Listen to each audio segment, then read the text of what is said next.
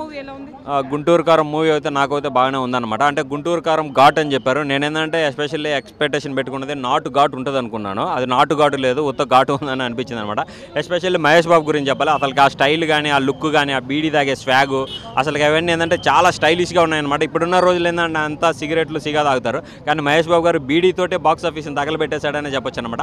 ఆ రేంజ్లో ఉంది. మహేష్ బాబు గారు ట్రెండ్ సెట్ చేస్తే ట్రెండింగ్లో ఉంటుంది. ఆ స్టైల్ అనేది కనపడుతూ ఉంది. ఇంకోటి హైలైట్ ఏంటంటే మహేష్ బాబు గారి డ్యాన్స్, కుర్చీ మడతబెట్టే సాంగ్ డ్యాన్స్ ఉంది. ఆ కుర్చీ పట్టుకొని డ్యాన్స్ చేస్తూ ఉంటే పీక్స్ అనే చెప్పొచ్చు. ఇంకోటి నాది నక్కిలీసు గొలుసు, దాంట్లో కానీ లుంగి మీద డ్యాన్స్ చేస్తాడు. అవి రెండవది సినిమాకి చాలా చాలా హైలైట్. ఇంకోటి మనకి రమ్యకృష్ణ గారు మదర్ క్యారెక్టర్ చేశారు.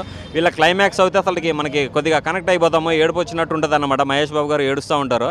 అసలు మదరు సన్ను మధ్య వచ్చే సీన్స్ కానీ, ఆ సిచ్యువేషన్స్ కానీ చాలా కనెక్ట్ అయినాయి. కాకపోతే డిసప్పాయింట్ ఏంటంటే అది ఒక 10 నుంచి 12 నిమిషాల్లో పెట్టారు. దాన్ని కొంచెం ఎక్స్టెండ్ చేస్తుంటే ఒక 20 to 25 minutes ఎక్స్టెండ్ చేసి దాన్ని క్లియర్గా ఎక్స్ప్లెయిన్ చేస్తుంటే కొద్దిగా ఆడియన్స్కి ఇంకా అంటే అది డైరెక్టర్ ఫాల్ట్ అండి, డైరెక్టర్ ఫాల్ట్ అనమాట. త్రివిక్రమ్ గారు ఏంటంటే కొంచెం మార్క్ అనేది తగ్గింది. మహేష్ బాబు గారు 100కి 300% అవుట్పుట్ ఇచ్చారనమాట. డ్యాన్స్ కానీ, డైలాగ్ డెలివరీ ప్రతి ఒక్కటి కానీ చూస్తూ ఉంటే మహేష్ బాబు గారు ఎక్కువ కష్టపడ్డారు. మహేష్ బాబు గారు ఎక్కువ కష్టపడ్డప్పుడు ఏంటంటే డైరెక్టర్ దాన్ని రిసీవ్ చేసుకోవాలి. ఆ రిసీవ్ చేసుకొని మంచి టేకింగ్ ఇవ్వాలి. తమన్ అసలు నాకు తెలిసి బీజిఎం నిద్రపోతా కొట్టినట్టు ఉన్నాడు అనమాట.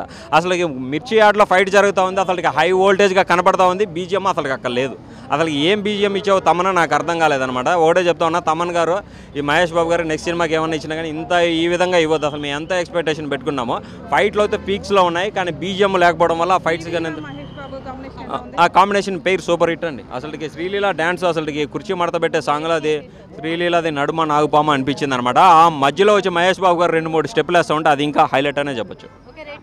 రేటింగ్ 5కి 3 ఇస్తాను. మహేష్ బాబు గారికి అయితే 5కి 100 ఇస్తాను. త్రివిక్రమ్ గారు ఉన్నారు కాబట్టి 5కి 3 ఇవ్వాల్సి వస్తుంది అంతే. గుంటూరు కారం గురించి చెప్పండి. గుంటూరు కారం ఎలా ఉంది? గుంటూరు కారం మూవీ అంటే దాని గురించి చెప్పాలని కూడా ఎందుకులే మేడం అనిపిస్తుంది. సో నాకైతే అజ్ఞాతవాసి మళ్ళీ చూసినట్టు అనిపించింది. త్రివిక్రమ్ గారి డైలాగులు కనబడలా, త్రివిక్రమ్ గారి మాటలు కనబడలా, కొంచెం డిసప్పాయింట్ మేడం అంతే. లేదు, ఎక్కడ కొట్టలేదు. అసలు గుంటూరు కారం అంటే ఆ కారంకి సంబంధించి కానీ, ఆ మిరపకాయలకు సంబంధించి కానీ ఫస్ట్ హాఫ్లో కాసేపు ఉంది, తర్వాత ఏం లేదు. మదర్ సెంటిమెంట్ మీదే మొత్తం స్టోరీ అంతా నడుస్తుంది. శ్రీలీల కూడా ఉంటుంది, కానీ శ్రీలీల క్యారెక్టర్ కూడా పెద్ద ఏం అనిపించలేదు. మొత్తం చాలా స్టోరీ అంతా డిసప్పాయింట్. త్రివిక్రమ్ గారు వల్ల చాలా డిసప్పాయింట్ అయ్యారు మహేష్ బాబు ఫ్యాన్స్. ఒకటే చెప్తున్నాను, వాళ్ళిద్దరూ బాగుంది. మిల్క్ బ్యూటీ శ్రీలీల, మహేష్ బాబు గారు మిల్క్ బాయ్, వీళ్ళిద్దరు కాంబినేషన్ అయితే వేరే లెవెల్ ఉంది. ఆ కుర్చీ మడత పెట్టే సాంగ్ అయితే మాత్రం వేరే లెవెల్. అసలు థియేటర్లో ఆ కుర్చీలు ఎవడో కూర్చోలే, అందరూ ఎగురుతానే ఉన్నారు. సూపర్ ఉంది.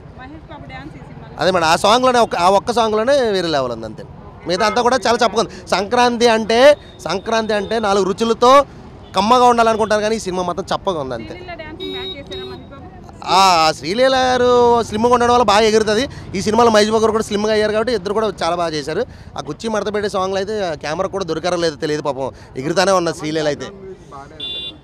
సాంగ్ ఒకటే బాగుంది భయ్య, అసలు బీజిఎం అయితే మాత్రం నిజంగా చప్పగా ఉంది అంతే. ఎందుకు ఎక్కడ కొట్టాలో అక్కడ కొట్టలేదు, ఎక్కడ కొట్టకూడదు అక్కడ కొట్టాడు. త్రివిక్రమ్ డైలాగులు లేవు మేడం, మాటలు లేవు, ఏమీ లేవు. అదే లేదు, అదే డిసప్పాయింట్. అసలు ఏం లేవు. అసలు మహేష్ బాబు గారు పంచి డైలాగులు చెప్తుంటే ఆ ఫన్ కానీ అది వేరే లెవెల్ ఉంటుంది. ఇందులో ఆయన చెప్పే డైలాగులు కూడా అర్థం కాలేదు. కొన్ని సింక్ అవ్వని డైలాగులు చెప్పారు, అది ఎందుకు చెప్పారో కూడా అర్థం కాలేదు. మహేష్ బాబు గారి కోసమే సినిమా వెళ్ళాలి. మహేష్ బాబు గారి యాక్టింగ్ అయితే వేరే లెవెల్ ఉంది. పాపం ఆయనతో ఎన్ని బీడీలు కాల్పించారో తెలియదు, కానీ సినిమా మొత్తం ఆయన మాస్గా చూపించడం, నోట్లో బీడీ ఒకటి పెట్టి కాల్పిస్తూనే ఉన్నారు పాపం. అది తప్ప ఇంకేం లేదు. అదే మేడం, మాస్ లుక్ కోసమే బీడీలు పెట్టి కాల్పిస్తున్నారు తప్ప ఆయన మాస్ లుక్ ఎక్కడ కనపడలేదు. రిచ్ లుక్లోనే క్లాస్గానే చాలా స్మార్ట్గా, ఒక 18 years 19 years అబ్బాయిలాగా చాలా స్మార్ట్గా అందంగా ఉన్నాడు.